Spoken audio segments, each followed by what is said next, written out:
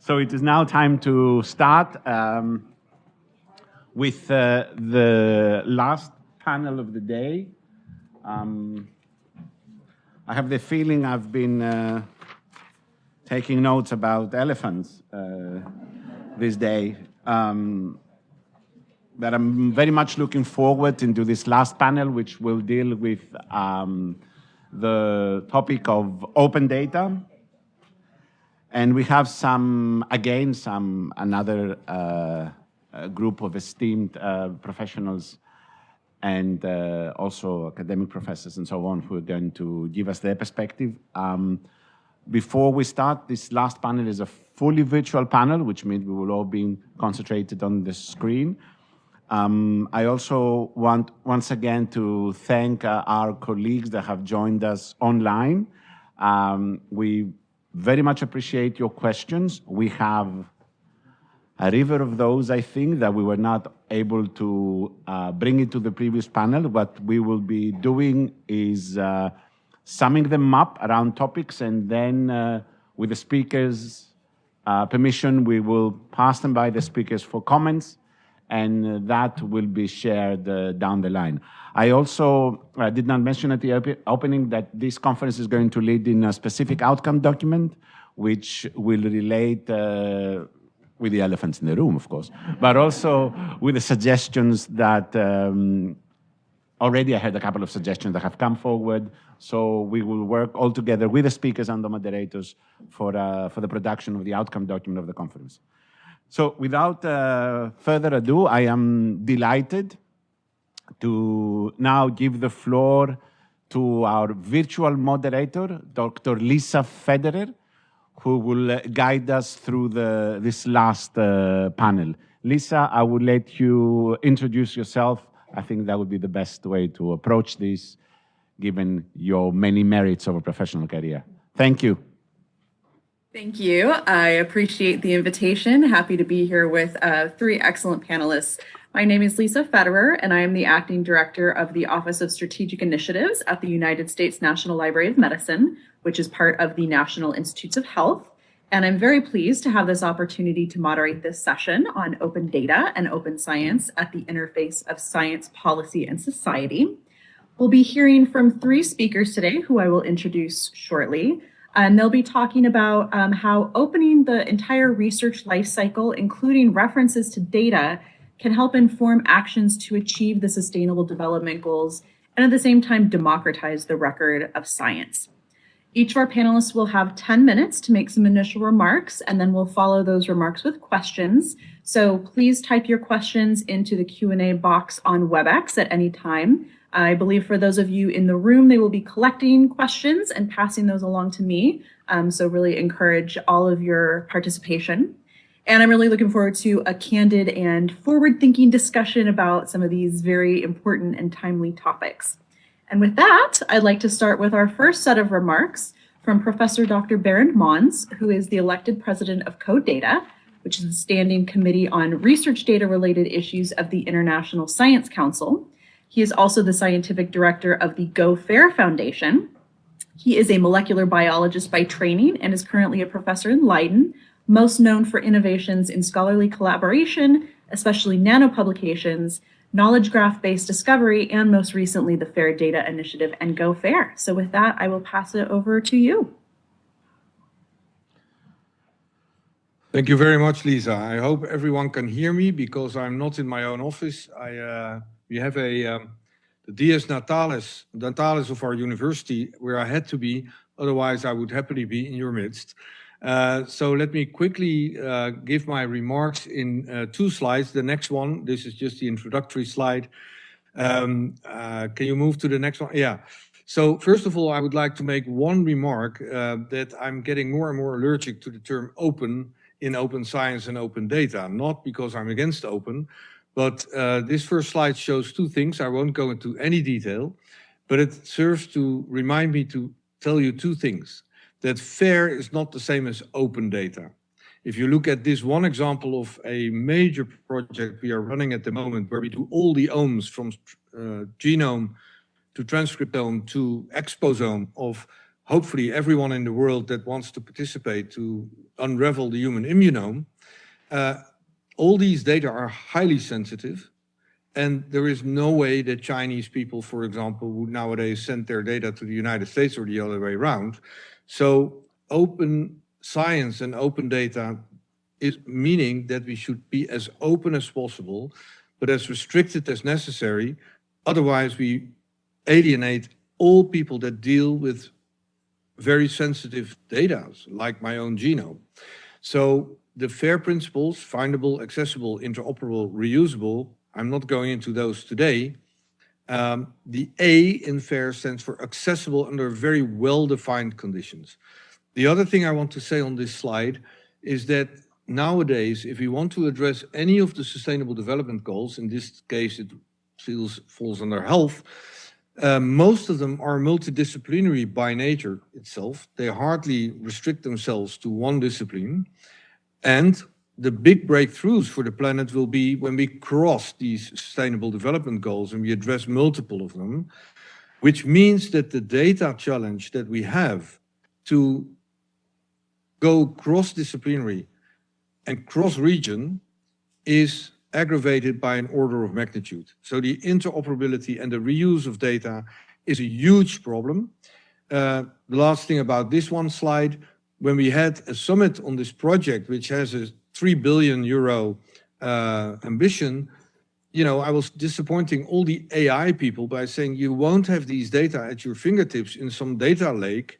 You will have to visit them all over the world. And that's a nice bridge to this last slide.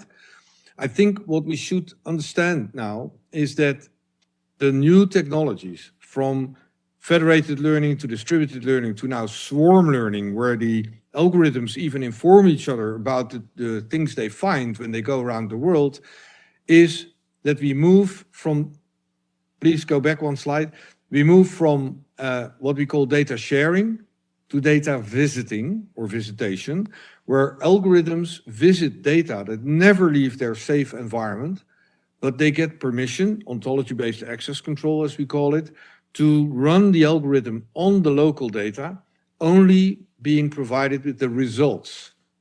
And 99% of all requests that, for example, the pharmaceutical industry wants to ask to real-world observations on patients, which are highly sensitive and therefore not open, can be answered with this distributed learning.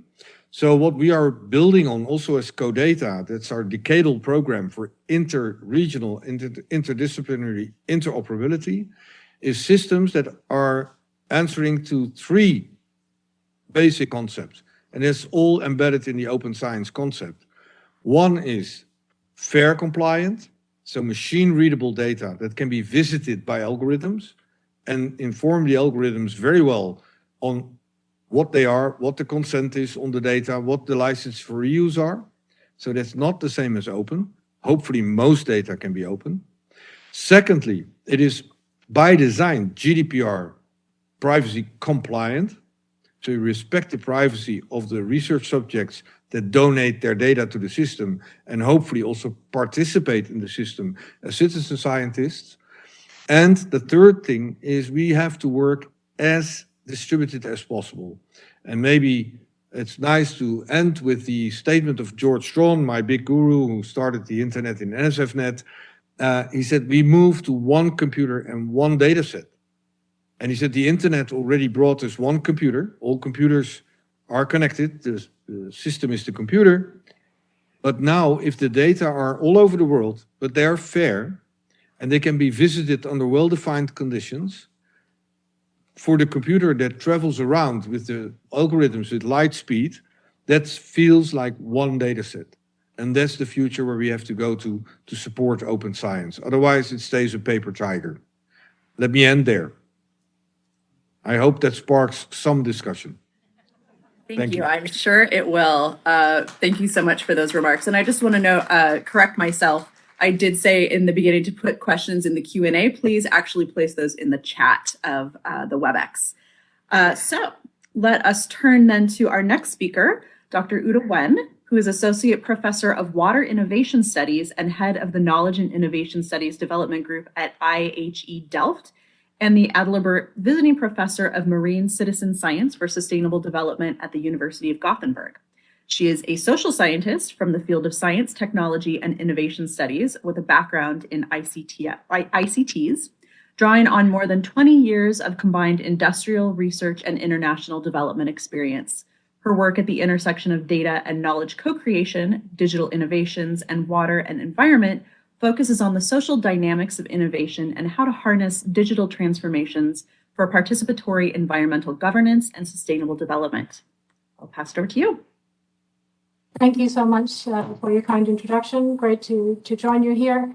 So indeed, I'd like to share with you a brief perspective from the citizen science and indeed a social science perspective on citizen science. And I dare ask with the question, what is citizen science? Which of course we could spend our entire panel discussing, but it is a phenomenon that's actually familiar and popular in many different disciplines, come in many guides, and of course is also not new, but certainly has seen an enormous acceleration over recent decades through the use of information communication technologies.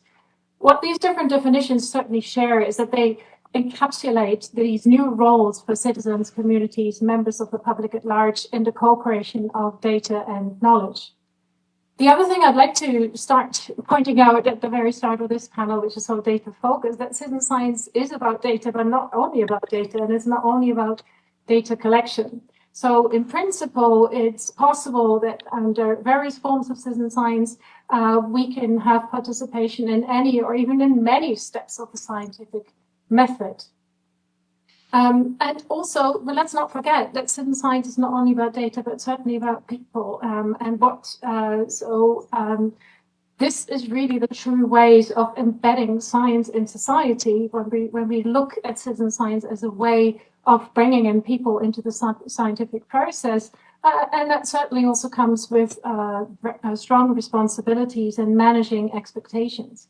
So the point was then that in citizen science, we involve people, what we not only involve citizens, communities, we also can expand to other stakeholders, such as decision makers, agencies at various levels. And so in a way, different forms of citizen science can give us a sort of microcosmos of this science-society policy interface that we're talking about today. But at the same time, that also often gives us more questions than answers, because bringing these stakeholders together brings various motivations together and also creates their own dynamics in terms of who decides what gets measured, what counts as evidence, how does evidence count, and who decides how evidence counts.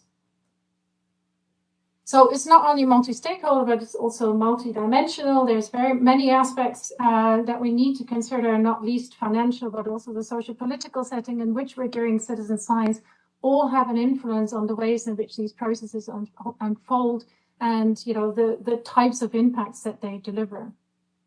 So we're talking here, of course, about citizen science in the context of open science.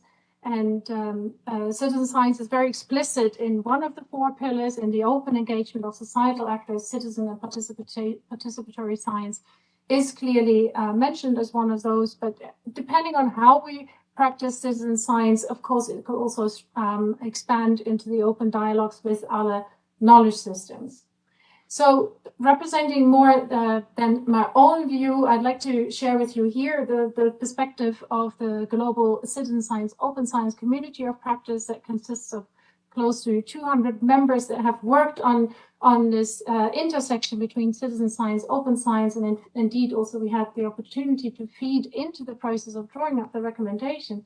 And I think one of the important parts that we articulated really well is to say that citizen science is not only about data collection, but it's actually the means by which we can open up citizen science in a process dimension.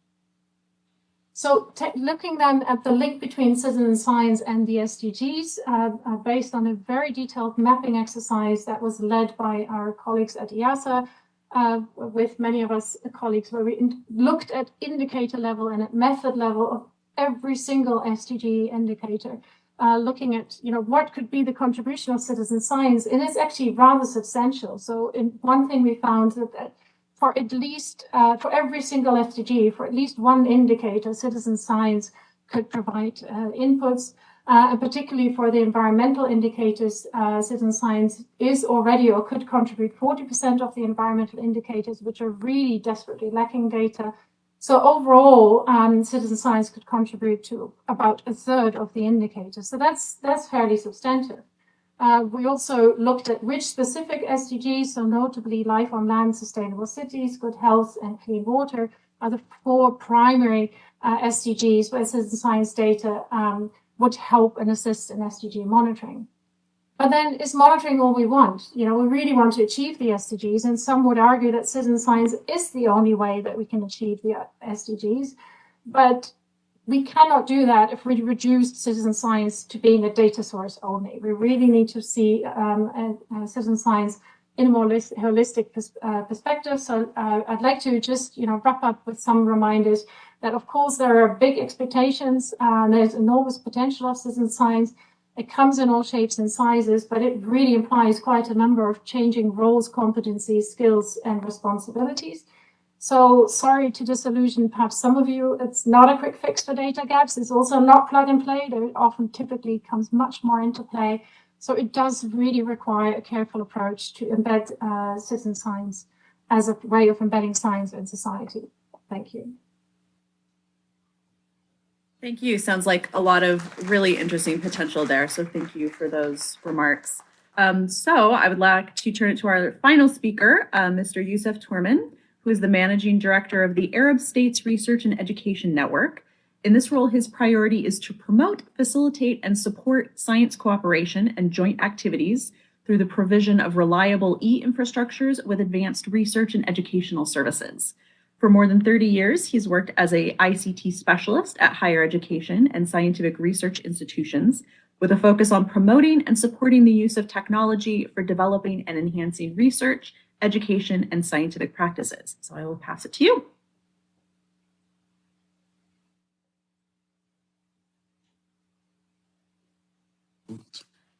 Do you hear me now? Yes. Okay. Thank you very much for the introduction, which actually will help me because I will be speaking in a different direction, different dimension. So Research and Education Network, there we are. So I'm not a researcher. My organization is not a research organization. We are facilitator. When you mention SDGs, we are one of the main enablers for SDGs or achieving SDGs, for example. And we also work on promoting and supporting open science activities and so on. To start with, I'm proud to be a grandfather for the first time. So this is my, I'm celebrating this with you, my granddaughter. Now, back to work. Before we start on open science, actually in my, I'm speaking about my region and the policy and so on in my region. And the point of view of research and education networks, who can be one of the main supporters for open science. So in general, in my region, when you say open science, it's also perceived as papers, publications, and journals. But we know that UNESCO's recommendation covers scientific publication in addition to open research data, open educational resources, open software, and so on. So open access does not mean open science. But I agree with Berend on it cannot be open, just open. It has to be as open as possible. I like this statement, and as restrictive as possible. I like that. So we are in this dimension also. Before that, ASR is the regional research and education network for the Arab region. We are an official regional organization, international organization. We work with various partners, but we have 3 main objectives: to have a dedicated infrastructure in terms of network at the national and at the regional level. In addition to provision of support services and means to collaborate and so on. Now, what is happening in my region in terms of open science? You will see many initiatives around the region. You will see at the national or at the regional. All of them claim that they do open science, but who is actually really doing it? We have to see actually. For example, we have 2 regional events at the same city in the same date in Cairo last October. both are speaking about open science. So the efforts are not joint and the people are working on their own and so on. So we need something to organize the efforts in the Arab region in terms of open science. So for us, we are trying to harmonize and bring the regional efforts together. We are part of several activities, which I will list very quickly through the coming slides. The first one, we are part of Africa Connect 3 project, which is a regional continental project funded by the European Commission to provide several services for Africa, including a small project called LibSense, where it's about bringing librarians together with the technology providers so that they can understand what is open science in the dimension of technical team, the policy level, and also the requirements and the legal part. We are part of this also. On the other hand, we try to bring the regional organization in the Arab region, including the Association of Arab Universities, which represents all universities in the Arab region, in addition to the Federation of Arab Scientific Research Council, and very soon with UNESCO Cairo office, which is the regional office for our region for UNESCO. We have signed MOUs for collaboration on open science and also Arab Open Science Cloud, which I will come to in another slide. Mainly, we want to bring the open science at the radar of the national institution, the government, the decision makers, the policy makers, and the data providers, and all of them with three layers: the layer of the decision makers, the layer of data providers, and also the layer of technical aspect in terms of capacity building and so on. On the other hand, we are partners and participants in various regional and international events. Not events actually, initiatives. Mainly the European Open Science Cloud. We are official observer in that cloud. We contribute to the task forces, and also we take this experience to our region. We have also been part of the African Open Science Platform, so that we could also take this experience to our region, and so on. So mainly, we would like to bring the experience to our region. We started with some, let's say, pilots where we are trying to bring the harvesting infrastructure, technological infrastructure for our region, following the model that has been adopted in Latin America. We have signed an MOU, and we started just this February. We started deploying this in our region. This is one example. Another example, actually, it's not example, actually, plan. We are now deploying our own cloud for ASEAN. So we started our private cloud. We are following the OCRI procurement model in Europe to procure clouds for our region. We are going to extend. We have our private cloud, and also we are discussing with the commercial cloud providers to build our own cloud to be ready for the Arab Open Science Cloud, following the European Open Science Cloud. In general, our call in the Arab region, we call for science dialogue through 4 pillars. The first pillar is to support science cooperation at the societal development, for example, to achieve SDGs, to help achieving climate actions, and so on. We want to bring science dialogue and science cooperation, and so on. On the other hand, we want to promote open science, open access, and open data, of course. The third pillar is Open Science Cloud, following the European Open Science Cloud. I said ASOS, Arab States Open Science Cloud. We have now, let's say, the money to start, actually, to quick start, but we are proposing a new project with UNESCO and with the European Commission to follow on, and that will start in 2025, after we start our pilot in terms of for the Arab Open Science Cloud. And also, we support the regional and global science communities. So we bring the scientists together to make use of this infrastructure, to make use of this open science cloud services and platforms, and so on. I think I took more than a planned time. So thank you for that. Thank you, and congratulations on the beautiful addition to your family. So thank you all three for your remarks that I think have done a great job of really setting the stage for this discussion. And I would like to turn now to some questions. We have a question from Dr. TV Gopal of Anna University.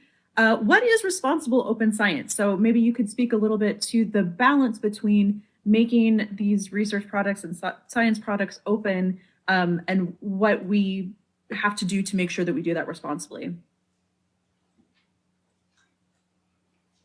We follow the sequence of the panelists, or I don't know. I can say something about it. So I'm involved in setting up LIFES, which is called the Leiden Institute of Fair and Equitable Science. And as you know, we avoid the term open, as I explained. I would rather talk about fair science. So everything is findable, accessible, interoperable, and reusable for everyone, also for machines and people, not necessarily open for good reasons. But one of the things that is already shown when, I also chatted about it in other questions, is that, for example, in Vodafone Africa, the virus outbreak data network, there's 88 hospitals in Africa sharing data with Europe without the data ever leaving. And the interesting thing is that you can create an algorithm on your smartphone in Africa, and it comes back with the same results as one that is created in Harvard or in Leiden, So I think open science has this incredible potential to be equitable and give access to people in developing countries, which is dear to my heart, as I worked for 15 years on malaria with a lot of people in Africa and Latin America and Asia. So I think open science has this enormous potential to bring man-machine interaction and have collective intelligence from all over the world. That's why I hate the term artificial intelligence. We should call it augmented intelligence. It's machine and mind interaction. Artificial intelligence gets us nowhere so far. Thanks. Uda, Yusuf, would you like to reflect on that question? Sure. I would like to come at this, of course, from the citizen science perspective, and they're very much from the inclusiveness, making sure relevant stakeholders are involved, have a chance to be involved. And that also relates to some of the aspects that were mentioned in the chat, whether we should use different terminology, talk about community science when it's closer to issues that people experience in their everyday lives. And of course, that terminology exists, and we can perhaps agree for this discussion that citizen science is a useful umbrella term. Nevertheless, it does include all kinds of different ways for these stakeholders to work together. So it's not always that science is driven by scientists, and scientists decide what the research agenda is, what the research questions are, etc. We see indeed, nuances of science being driven by societal challenges, by local communities, etc. That either invite scientists into the process, hire them, etc. So we see various forms, and I think these are all different forms in which open science can really be responsible by delivering back to society and addressing, being embedded in society in the societal challenges that at the end of the day we have to address. Great. So I think building on that, a kind of related question, Saeed Chowdhury asks, in addition to the FAIR principles, which we've discussed here, could the panelists comment on the importance of the CARE principles, which for anyone who's not familiar, is a set of guiding principles for Indigenous data governance. The C is for collective benefit, the A is authority to control, R is responsibility, and E is ethics. And there are other similar sorts of frameworks that deal with the governance of Indigenous data. So I will open it up for anyone who would like to comment on that. Well, I was actually frantically typing in the chat already about it, so my opinion is no. So they are very complementary, and FAIR, I sort of disagree with the statement, no FAIR without care. We should not do fair data without care, because we should always take care of the CARE principles. But principally, there is a big misunderstanding about FAIR, which is related to the connotation of the acronym. FAIR is saying nothing more than machine actionability of the data, and the machine knows what I mean, which is not elaborating at all into how responsibly do you deal with the data. You can make perfectly fake data fair. That's not responsible, but you can do it. Whether the machine is able to detect them is another issue. So I think we should really say that responsible open science takes care of both principles, but they are complementary and very separate. Thanks. Yusuf or Udo, would you like to add anything to that? I would indeed, but again, very much from the community perspective, and the ethics part of care is very important in that respect, but also the collective benefit, and in fact that relates also back to one of the elephants discussed in the previous session, where it was the publishers who were on stage and being criticized, but ourselves being scientists and being funded by projects.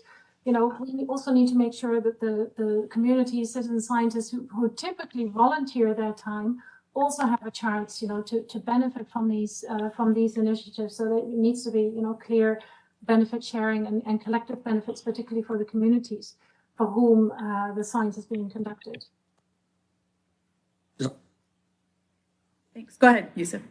Yeah, okay. I don't have much to say because actually, as I said, we are not a research organization. I'm not a researcher again, and so all my work is related to infrastructure and layered services and so on, more than being involved in the details of open science and the policy and requirements and so on. But for us at Astrin, we are still in the, let's say, in the learning curve.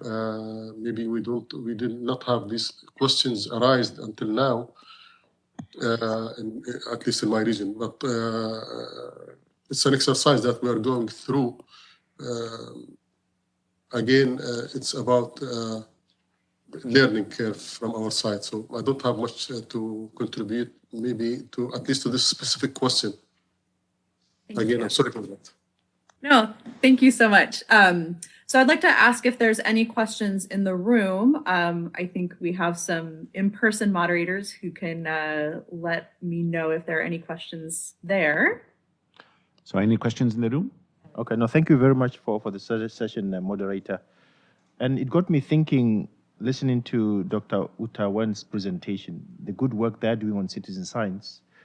And I wonder whether maybe, should we be thinking about turning these projects into programs, making sure that the lessons that have been learned in the good work that she is doing is also accessible to the wider community. More often than not, I think a lot of communities are reinventing the wheel.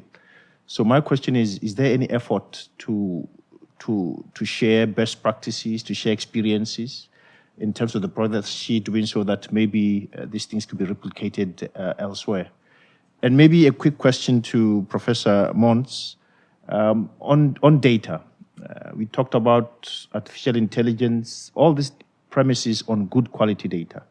I wonder whether he's got some comments on data stewardship and possibly maybe the possibilities of really professionalizing this field, and whether core data is looking at some initiatives along those lines. Thanks. Thank you.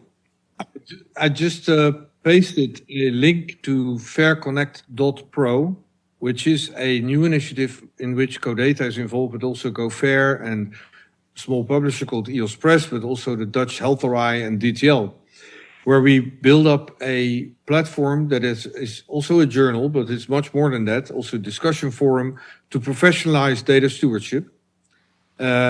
People can be editor and authors, fully open access. We try to avoid at any cost even APCs, because the income will come from somewhere else. It has to be sustained, of course. And I totally agree. We need professional data stewards. And my second most hated statement in the world is that we need to spend 5% of our research budget, no matter where we are, also in Africa, on good data stewardship for every project. And only then we can do this. And if you look at your reinvention of the wheel point, which is very valid, you will see on that website that the actual logo, as you see on my phone, is a wheel. So we will organize wheel meetings to show wheels to prevent that people reinvent that wheel. Like there is a good thesaurus for species or chemicals or units of measure. Lots of reinvention of wheels in data land are not because people don't like what's out there. They don't even know what's out there. And they would reuse it straight away if they knew. So we have taken on the task with also RDA and the international organizations to make sure that all what we call fair enabling resources are known to everyone who at least searches for them. That's very crucial. Thanks. And Una, maybe you can address the first part of the question.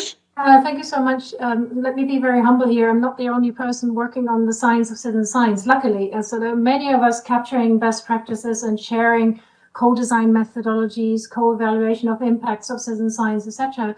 And not just through the usual means by publishing more papers and going to conferences, but in fact, we're using best practices from knowledge management. How can we make sure we share this as best as possible? How can we create joint learning spaces? You know, many people are going through similar emotions, so we've set up communities of practice that range anything from the co-design and stakeholder engagement to the interoperability and standardization issues related to citizen science data and integration with other sources of data, authoritative data, Earth observation, etc., to the links between citizen science and the SDGs, and indeed the links between citizen science and open science. So these different communities of practice that have been set up both in the European context, for example, by the We Observe project, by ourselves on our own initiative to feed into the UNESCO process, bring together an enormous amount of practitioners.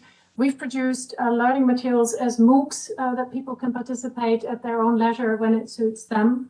I think these are really important initiatives. At the same time, we also have wishes. You know, as a community of citizen science practitioners, we know what we think is helping us and what's not quite so enabling. And so we've very much appreciated the opportunity to also work very closely with the colleagues from UNESCO on, you know, defining what are enabling conditions at a policy level, because how can we really embed this notion of citizen science in open science policies? Because that's really where the step change needs to happen, that these open science policies not only foster open data, open access, open infrastructure, open software, but actually encourage the opening up of the scientific process by means of different forms of open engagement of societal actors, including citizen science, participatory science. And I may just pick out one aspect that we've shared very elaborately, is that we need radically different ways of funding, because we are involving people and communities in a process that are not normally part of this. We need to build relationships.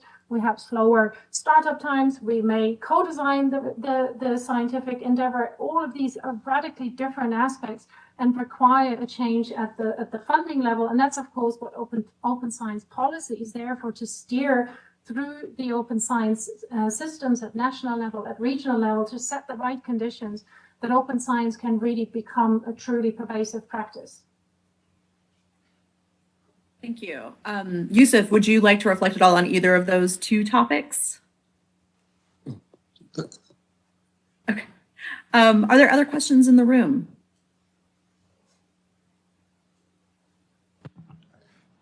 Irene. Hello, my name is Irene Onyancha, and I wanted to, my question more is on, is to Mr. Mons.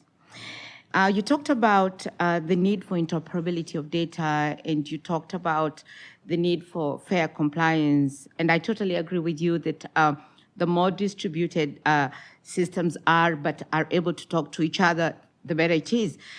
However, I just wanted to understand, what are your efforts or what are your thoughts, especially when you talked about Africa? For there to be interoperability, there has to be an environment. There has to be, the knowledge has to, or the information or the data must be in a position that it can be shared. And we know that a lot of knowledge or a lot of data that is being produced within maybe a lot of institutions in Africa is not in an environment that it can be shared. So there's need for the capacity building, there's need for standards such that these standards enable interoperability. I just wanted to know, what are your thoughts in terms of ensuring that this data then is in a shareable kind of format? And thank you very much for that. Yeah, for that question, because I can put you in contact if you send me an email with the leaders of Fodan Africa, where we were able to share the COVID data from 88 hospitals. That's not a lot, but still quite a number of hospitals. Many of them don't have the infrastructure locally to actually share the data in this new way, because obviously it's one thing to have your data fair in a fair data station, as we call it, but if once the algorithms start visiting your data, you need to compute to run the algorithms. And many of those hospitals decided they don't have that. So in the end, Vodafone Africa has 9 fair data stations that they trust. And that's where people put the metadata of their data. And that's where the algorithms go. And those are places where there is sufficient compute power and connectivity to run the system.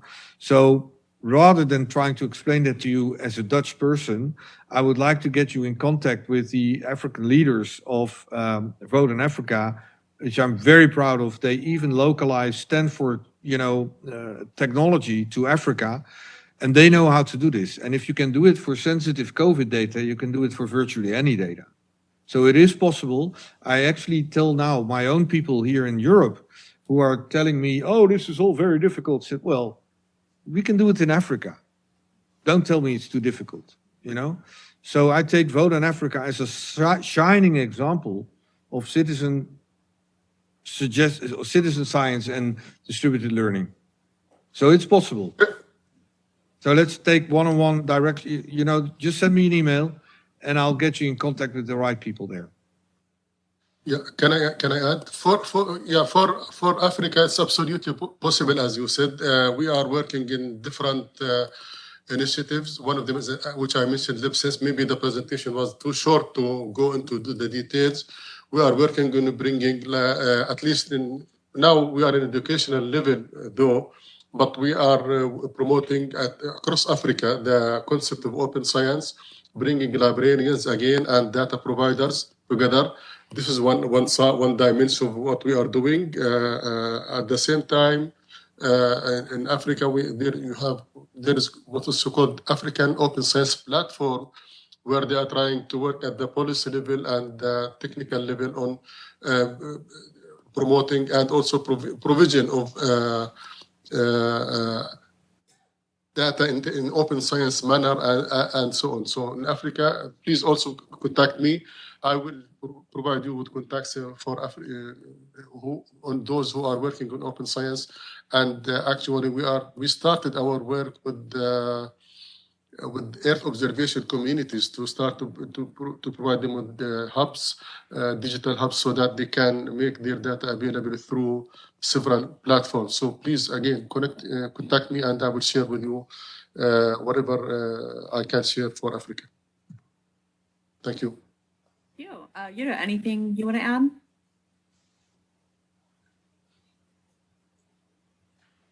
I just put my mail in the message, so if people really want to know more, just send me an email.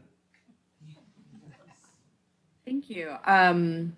So I think we have time for maybe just one more question before we wrap up. Daniel Nyanganyura, the Executive Director of the African Science, Technology, and Policy, asks, to strengthen the Science Policy Society interface, we need policies that govern this practice at all levels of society.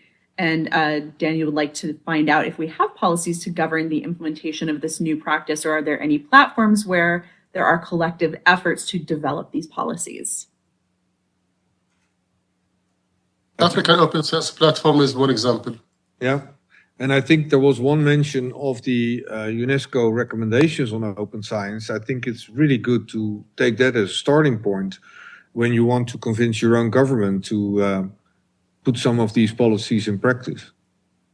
Yeah, and if I may add, of course, we in many, if not most countries, we have science policies, science technology innovation policies. These are typically the policies that shape, on the one hand, the funding and the production of knowledge, but now with the game changer of really opening up the process to society, these policies also need to be changed and addressed, and indeed UNESCO is doing a very good job at working with member states through the process of making their science policies truly open science policies. Great, thanks. I said that would be the last question, but I think we have time for maybe one more. Let me just, there's a couple questions that I think are kind of related, which is about open science, science communication and community engagement. So we have a question from Harris Shakiris. could we discuss the possibility that citizen science, especially when it goes beyond data collection, as Dr. Wen talked about, could help policy by getting citizens, policymakers, stakeholders, and scientists to speak the same language and hence facilitate deliberation and democratic policymaking? And again, another question from Dr. Saqib Nasir related to science communication and community engagement. So I don't know if you want to start, with that? Yeah, if I may, I think, well, the field of science communication is hugely important indeed for these reasons, to try and provide, a common language, and we even need, other competencies here. So I think what it points to is that in general, by opening up science to society in the various ways that we've discussed, is that, as scientists from various disciplines, we won't have all the competencies ourselves. We need to bring together actually teams to do science and make sure we have that joint understanding, that we know what stakeholder engagement is. And at the same time, of course, we also need to make sure, let's say, the next generation of scientists, for them, this way of working with society and societal stakeholders is the new normal. So for them, some of these competencies perhaps will be integrated more naturally in their training and in their practice. Thanks. Yusuf, Berend, would either of you like to add anything? No, I think that said it very well. Right. Yes. Great. Well, thank you all, and thank you to everyone in the audience for those great questions. I think this has been a really excellent discussion. And in closing, I'd like to ask the three of you to offer a brief closing remark. Considering that our actions today have an impact on future generations, what can we do to minimize the negative impacts or make as positive as our current evidence allows? So I don't know if we can just go in the same order. So Berend, start with you. Yeah, I think that one of the things that has haunted me all my life since I started as a young student on malaria is how the South, the global South, was cut off from, the mainstream science. And I've always maintained that open access, I loved somebody saying it's not the same as open science. Open access has not changed that very much, in the sense that in the past, my colleagues from Africa couldn't read. Now they cannot publish. So it's just another business model. People get awfully rich from it already. So let's make sure, that's why we called our institute Fair and Equitable Science, that we fully include the South, the global South, into this new wave of science, so that we do not widen the digital divide, but close it. Thank you. Uda, on to you. Yeah, great comments from Berend, and I absolutely second those.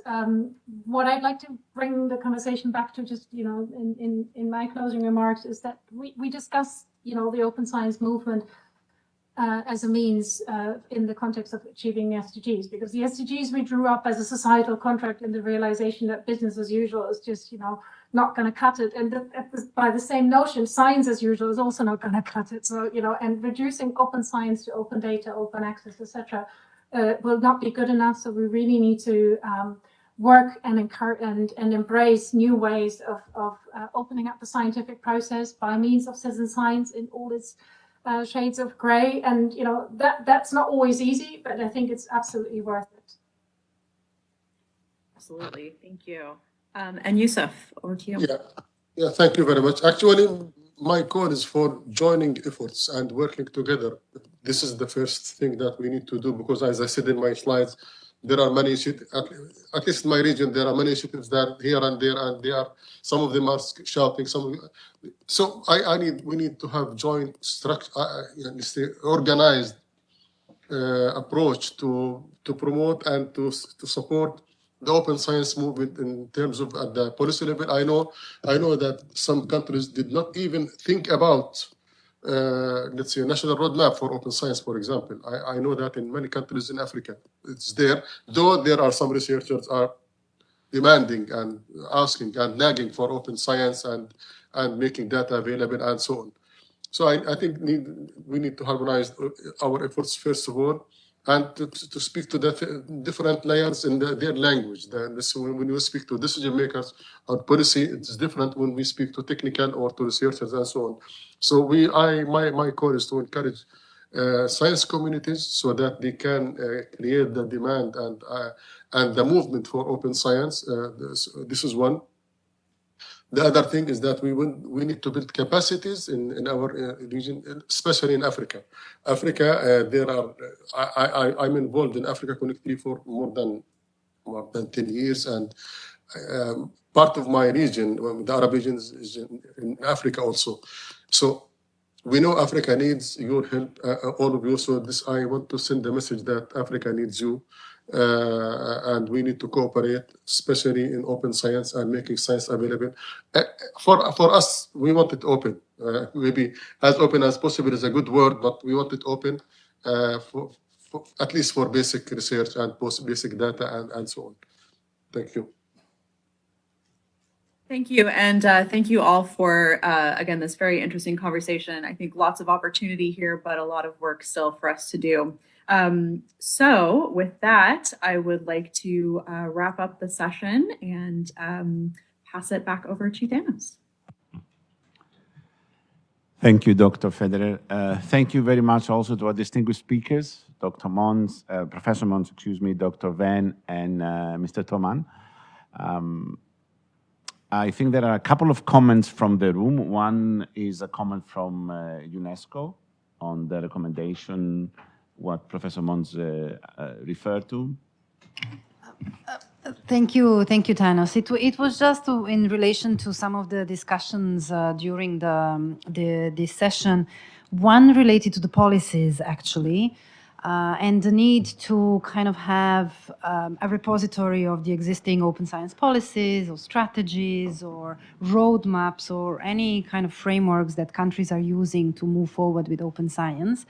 And we have started a mapping process, and we will soon be also sending a questionnaire to all the member states to also make sure that what we have is what countries officially think is their open science strategy or policy. And this can be a standalone policy, or it can be a chapter or a set of principles which they have embedded in their science, technology, innovation policies. So there are different ways in which countries are right now looking into how to incorporate open science principles in their existing policies. So we are currently doing this mapping process. Already we have some entries in our GoSpin Science, Technology, Innovation Policies platform. So if you're interested, you can have a look at that. There are some entries on open science, particularly for Latin America. There are many of them. And we've also, in the context of the UNESCO Open Science Working Groups, prepared within the toolkit like a guidelines for policymakers on how to do an open science policy. It's absolutely not mandatory, and it's just a set of principles to guide them if they would want to use that while they're developing their policies. So if anybody is interested in that, it's available online. And also I wanted to say that with regards to the citizen science and engagement with society, I would like to publicly thank Uta and all the other colleagues who are working on this guide that we want to also prepare with some higher up kind of principles, again, to help policymakers embed some of these things into policies, into funding, to make sure that it actually happens and that it is sustainable in the future. And I have to apologize to all the colleagues because we've been going back and forth. We never seem to be, happy with what we get, but we really want to get it right. And we want to show the benefits of citizen science and also provide some very actionable kind of points for policymakers or others who can then include it into their work. So that was just a few things connected to the discussions in the previous session. Thanks so much. Thank you very much, Anna. So we do have a little bit of time. We're ahead, a little bit ahead of schedule. There is one question, that I have, if I could ask, before I go on into bridging the two conferences, because I see a lot of topics recurring from the second Open Science Conference we held. up to this conference today. And it's very interesting that in just, half a day, everything resurfaced more or less as it was discussed in the second, isn't that so? But before I move into that, Professor Mons, I wanted to ask, are there any thoughts about the climate impact of mining to fuel this collective intelligence or AI? Any thoughts on this? Of course, we have been thinking about that, and I actually was in a panel on blockchain technology this morning, which could be, if you need provenance of everything machines do when they travel around the world, that could be having a very serious impact on the environment. So first of all, we need to restrict those kind of heavy-duty blockchain technologies only to those things where they are needed. That's one. Secondly, sending algorithms around the world is infinitely lighter than sending petabytes of data around the world. So apart from the impact that it has on privacy and science as such, it is really saving a lot of energy. So we have to really work on the environmental footprint of all these new technologies as well. But distributed learning, I don't think there's a lot of studies yet to give you hard figures, but intuitively sending around feather-light algorithms rather than petabytes of data is going to save us a lot of energy and time and also environmental impact. Thank you very much. Any other question in the room? Well, I may add something if you don't mind, because Please. there is an initiative by the International Science Council. Well, it's not an initiative of the Science Council, but there is this Global Commission on Mission-Oriented Science. You can look it up on the web. I don't have the links ready. They have asked the International Science Council, under which CODATA resorts, that to set up a mechanism to do mission-oriented science globally with impact on the planet. I was in the technical advisory group and we just delivered our report, and it really promotes a very different way of looking at science, that you define the sustainable development goals, mostly more than one, that you want to address, and then you come up with the broad directions of the solutions. You discuss them in the regions first. We recommended 20 regional centers. And then you invite scientists to contribute to the solution, rather than waiting for the Nature paper that in 10 years may get the solution that then doesn't work in Africa or in Thailand or whatever. So I think it's worthwhile to check out from the UN side this new initiative, which probably will get a lot of funding if the International Science Council and the starting funders succeed. That could really support this approach. Thank you very much. We will definitely hear from the International Science Council on Friday. So there's one question Very of good. ours. And we will include all these references in the outcome document. I think there is no other questions. So I want to thank you once again, thank the moderator, and just join me in thanking our panelists.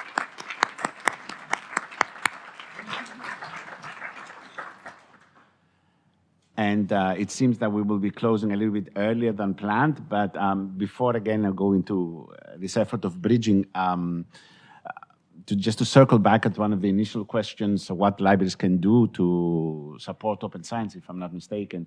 And I see here the role of data stewardship that is quite a building role in the libraries. I see curricula of academic degrees into information science, librarianship, information management, and so on, increasingly include the aspect of data management, data research management, data analytics, data stewardship. So apparently there is a role there too that libraries can be paid. And again, this links directly back to the second conference we had a couple of years ago.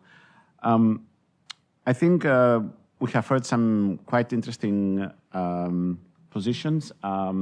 We have again circled around to the aspect of the necessity to discuss openly about IPs and intellectual property. I was very fond of the option to look beyond the publication, but we need to see things as are still, and we definitely will need to see beyond the publication, and beyond the journal. But the way things are at the moment is not how it is being developed as such. We also heard about commercial publishing, and in particular, the lack of the perspective of seeing science as a public good. And Dr. Shyam also mentioned the true cost of publishing, which should be transparent. And that is, again, direct build and a direct bridge to the previous conference, with the fact that the previous conference put forward the concept of, not the conference, but the speakers actually referred widely in the concept of open science as a public good for the benefit of humanity. And of course, I'm not going to do any reference to Article 17 of the Universal Declaration of Human Rights, which very much supports this. And I think finally, we come around again to the research assessment. So I think that is probably a little bit of the biggest elephant, I presume. And I had a chat with Anna from UNESCO before that they're also looking into that fact that we need to change the research assessment. And it's, of course, this as a notion goes back to academia. I remember one of the speakers of the second Open Science Conference here in New York that mentioned she had to find an exuberant amount of funds funded from her own pocket so that she can publish in a respected journal, so that she could get the possibility of an interview and so on. So it seems that this cycle needs to be addressed, and we look forward to our convening again tomorrow, and with thoughts and ideas and potential solutions for the way forward. And I do take note of the suggestion by our colleague Bojana from the Faculty 1000, about the overlay review and the printer and the preprints and so on. And I think preprints are quite already widely used. So thank you everyone for joining us. Thanks to the people that have tuned in online, and thanks, of course, also to all the panelists. Thank you, and see you tomorrow. Thank you very much. Very interesting. Bye-bye.